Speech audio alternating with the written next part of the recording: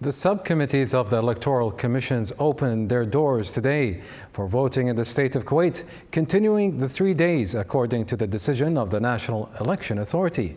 The Egyptian ambassador to Kuwait initiated the voting at the polling station, followed by members of the Egyptian community in Kuwait casting their votes in the presidential elections. Actually, Amran, on that note, the voting process is ongoing at the embassies and consulates of Egypt and other countries, where doors have been opened for voters, providing all necessary facilities for them to participate in the democratic process and exercise their constitutional right. More details in the following report.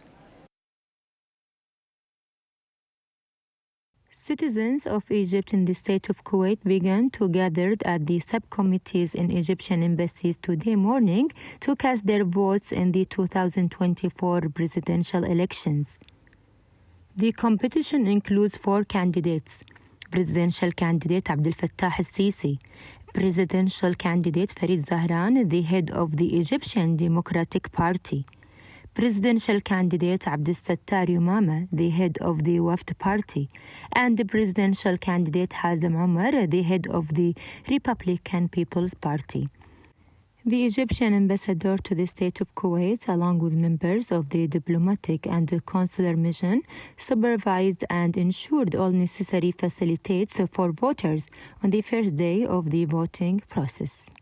We started our presidential elections. It's going to be 3 days. The Egyptian community here has been requested to cast their votes, and we have seen that there's a lot of Egyptians have been coming throughout the day before even starting the working hours. It's from 9 to 9 for 3 days, which this showcases that the Egyptians, they have a high commitment and a constitutional right to use their rights to elect the new president of Egypt, which will draft our future in the coming years.